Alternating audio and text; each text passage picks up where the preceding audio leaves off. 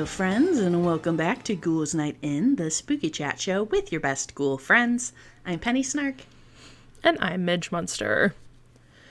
And Penny, I felt like it was time for me to be vulnerable. Ooh, all right. Because you have done a lot of episodes about your own fears. This is true. You've done deep water, space. Mm-hmm. I don't actually remember if clowns was one of your fears or just this is just something interesting. We'll put Mount Everest in there. Oh, Everest. Yes. But I haven't really shared one of my own fears, I don't think. I did Uncanny Valley. That was a really early one. But I thought right now would be a really great time to talk about this because it is a very hard time of year for me as a person with lilapsophobia. Do you have any guesses as to what that is? Is it... You're like, fear of lilacs. Fear of lilacs. I'm like, what time of year is it? Is it like a fear of rabbits? No, but that would be awesome. I was like, are you Anya from Buffy? Imagine. It could be bunnies. I was like, it is a hard time. That would be a hard time right now. No, so lilapsophobia is a fear of large storms, but specifically of hurricanes and tornadoes. Yes. And I am terrified of tornadoes. Oh yeah, that's fair. I always have been. I live in one of the worst places in America to live with this fear. And if you are from Tornado Alley, you know that the spring is like a non-stop anxiety party for those of us who are afeared of these big spooky guys. Mm-hmm.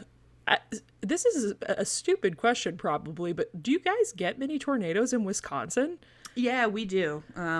We are in. I think we're not like as in it as you are, but we are in kind of like the belt of tornado activity. Like I definitely grew up doing tornado drills at school and everything. Okay. And going into the basement. Because I know you guys are like obviously the Midwest, but you're also like the upper. Yeah.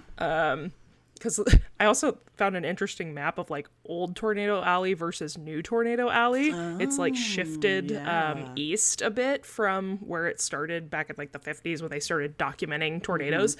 And Wisconsin didn't used to be in it, but now like the bottom of Wisconsin is. Yeah. So yeah, it's interesting. But yeah, so let's talk a bit about this. As I said, lilapsophobia is the fear of hurricanes or tornadoes. The word derives from the Greek word lilaps, meaning hurricane or violent storm. Mm-hmm. And this phobia is specifically considered to be an extreme form of astrophobia, which is a fear of thunder and lightning. Okay. But let me... Penny, I've got some bones. Bones to pick. I was gonna say, I was like, as a noted person who would like to be struck by lightning, I don't know that I think of that when I think of you, Midge. I totally forgot about that. Oh, that's funny. Well, yeah, you're so right, because I think it's so crazy that tornadoes are lumped in with thunder and lightning. That's goofy. Now, like. No tea, no shade to people with astrophobia. I actually know one of our listeners has really severe astrophobia that she has brought up a couple times. But I personally am a thunderstorm girl. I love thunderstorms. I sleep best when it's storming. Yes. I put on like thunder sounds to sleep on my noise machine. Same. I love that. I guess this isn't technically true through my research, but I'm like, tornadoes don't always come with storms. Those two things are not inherently linked to me. Like, there can be tornadoes when it's not raining and when it's not lightning. Yeah, this is true. That is what is scary about them. They just pop up. The other thing about this that kind of grinds my gears is that I think we need our own distinction that isn't grouped in with hurricanes. I was going to say, I feel like hurricane and tornado are like different enough that they should be their own both scary things. for sure. And now I will say, I have never lived in a place that gets hurricanes, so I can't speak to what going through that is like. And not that they aren't scary, but as an outsider who has never lived through that, it seems like people usually get some warning to like get out of the area before hurricanes happen. Like you kind of know they're on the way. Maybe I'm wrong. Tell me listeners, if you live in like Florida or places that deal with this heavily, let me know if I'm completely misinformed. But tornadoes, you might get like some information that conditions are going to be right for the next couple of days. They're like, maybe it will, maybe it won't. Maybe keep an eye out. We'll find out together. Wink, wink. But those bitches pop out of nowhere. They do. Nowhere! And you have about like 10 seconds to take shelter if it's a bad one and it's popped up near you. They are so... This is going to be space. Your space episode, but this is... I was so brave to even do the research for this episode because I watched a lot of video footage of tornadoes. But yeah, they're also a lot more frequent than other kinds of severe weather. The United States is the tornado capital of the world. Hey. But they have happened on almost every continent. And they specifically like per like land size and capita, the UK actually has like the most tornadoes technically. Oh yeah. Just based on like size. Small. Yeah. But the US has over 1,000 tornadoes yearly. That's 23 tornadoes a week. That's 3 tornadoes a day. Are we all locking in here? Okay. Terrifying odds. So it's a lot of them. And what are they? Why do they happen? Why? Hey, why? How do they do this fun trick of appearing from thin air? Well, another scary answer is we don't fully know. We know basically what the conditions are, but we can't determine why, like, sometimes it happens and sometimes it doesn't. And that's the even more exciting part. Just like lightning. We just don't know what's going on up there. We don't know. We don't know what's happening. But what we do know is that all tornadoes can be classified as either supercell or non-supercell tornadoes. So tornadoes like water spouts or land spouts, which land spouts, if you've ever seen footage of like those really skinny, like thin, wispy tornadoes, like in a desert, that would be considered a land spout.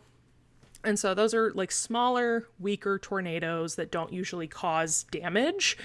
And they're non-supercell, aptly named because they're not attached to a supercell storm. Okay. And these happen mostly when a area of cool, high pressure air and an area of warm, low pressure air are in the vicinity of one another at ground level. And of course, like areas of high pressure try to move to areas of low pressure and vice versa to maintain balance. That's how we get wind. But sometimes when those things are happening at the right altitude and the right, like, moving in different directions, they create a vortex and the air begins to cycle. We get too much wind. Too many winds. And that's how you end up with these little spin-ups, basically. But when we look at supercell tornadoes, these high and low pressure systems get arranged differently, and that's what makes them dangerous. So when you're looking at a supercell storm, which is usually, yes, a thunderstorm of some kind, but it doesn't necessarily have to be like a big, blustery, rainy storm. But when you're looking at this system moving through an area, it will draw the warm, low-pressure air up to the sky, leaving that cool, high-pressure air on the ground. And, of course, as these try again to create balance, this I found really interesting. What it actually does is it creates a, like, horizontal pipe of air rolling across the ground, which I was curious. You know, sometimes when you see like footage of tornadoes and there's the big like cloud at the bottom almost. I mean, a lot of it's debris, of course, but like I was like, oh, I wonder if that's because like that part of the air is moving horizontally and like kicking up that debris in like a horizontal fashion. Yeah. So it's kind of like your vacuum, like when you're pushing it across the floor, it's spiraling like that across the ground. And then the final ingredient you need here, so that's just a vortex. That's just a regular old vortex. That's just the vortex. So the final ingredient is that you need an updraft wind. And that is what picks that spinning pipe up off the ground, connects it to the clouds, and that is when it becomes classified as a tornado. When cloud connects to ground. And then the reason that we are then able to see it is because once it connects, the cycle of the wind starts pulling water vapor down from the cloud and wraps the vortex, making it visible to the eye. Honestly, scientifically kind of cool, but also horrifying. Yes. Cool if it was happening like in a tank. Right. Yeah. Cool if I could just like observe it from afar and it wasn't real and it wasn't gonna hurt anybody. Okay, so now we have a giant spinning sky column. Sweet. Spooky. But not all tornadoes are created equally. So they're ranked on the enhanced Fujita scale, which most of you have probably heard, if you know about tornadoes, probably heard EF scale. That stands for Enhanced Fujita. But every tornado is classified on this scale from either an EF0 to an EF5. And now you might be thinking to yourself, oh, so like probably only when it's 5 is when it's really bad, right? Wrong! You're wrong! And even an EF0 still has 65 to 85 mile per hour winds. Yep, that's pretty bad. Still blustery. And these categories are based on a few things. There is very specific like wind ranges for each. But it's also classified by like after the fact. It's after the tornado has happened. They evaluate damage. And they go, how bad was it? Yeah. That looks okay. But in the things that we can classify in the moment when they're happening, looking at a Doppler radar, you can usually kind of tell how fast the storm is moving. And so an EF3 is between, which is midway through the scale, 136 to 165 mile per hour winds, with an EF5 being anything that reaches over 200 miles per hour. Whew. And some of the largest EF5 tornadoes on record have been recorded at over 2.5 miles wide. Oh, God. That's too big. It's too big. I don't like it. So now I will take a break from facts that scare me. To talk about a personal anecdote that absolutely is why I have a fear of tornadoes. All right.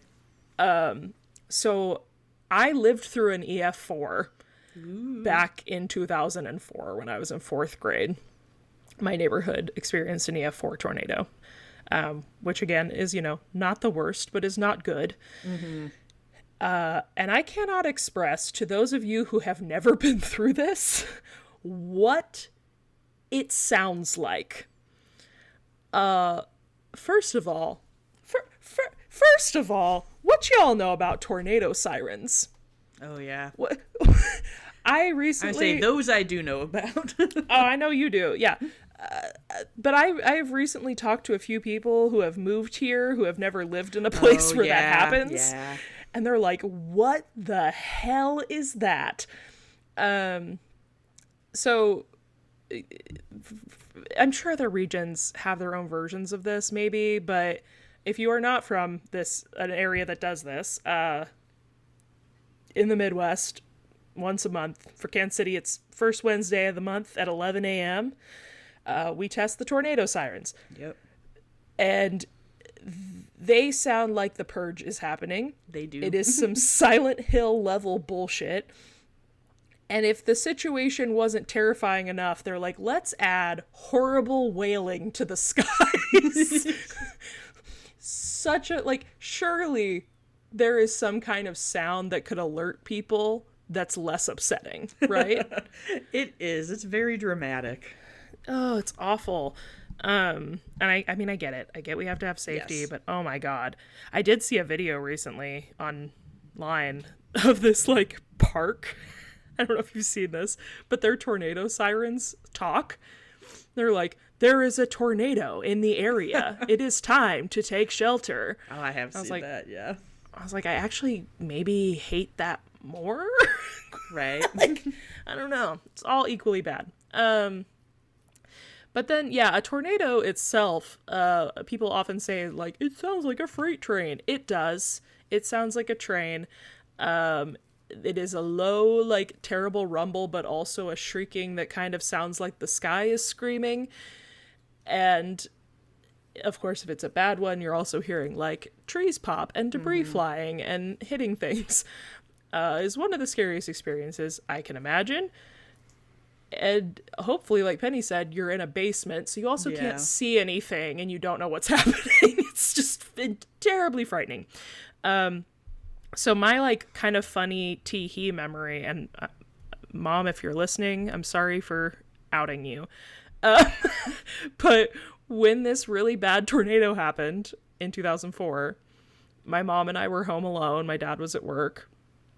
And my mom, we live in, like, a smaller house with, like, I think that must have been, like, I don't know if we just didn't have, like, a weather preparedness plan, or if my mom just panicked or what happened. But anyway, we were technically in the basement, but she stuck me in the fireplace. And I think, like, the brain logic was like, oh, it's all stone, so it's, like, sturdy, safe. Yeah. But the sound of the tornado wind in the chimney come echoing down the fireplace flue and just, like, deafening in this, like, little concrete box is one of the, like, that's my villain origin story. Yeah, that's pretty terrifying. It's so scary. So that's why this happened. Anyway, sorry, Mom, you did your best. I appreciate you. We lived. But point being, these are very spooky. It is not hard to see why these have also made their way into, like, horror. Yes.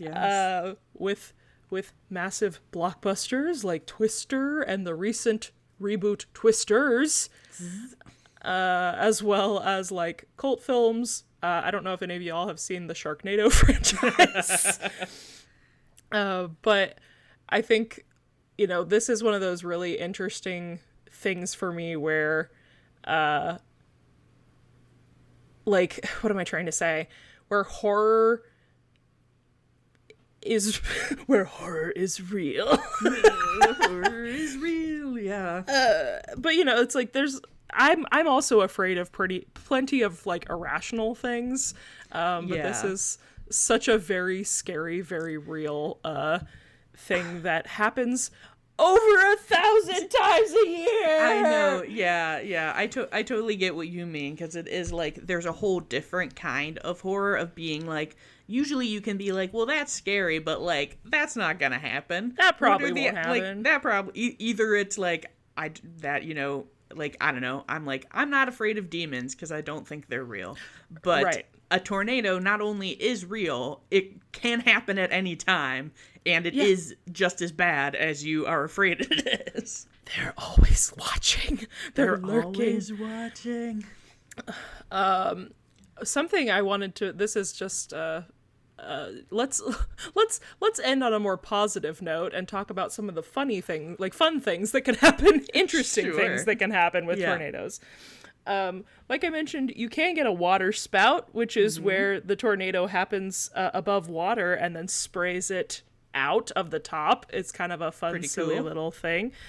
It can also like spray out fish and stuff, which is certainly where the idea for Sharknado came out. That must be so confusing for the fish. Oh, absolutely. I mean, I guess assuming that they survive.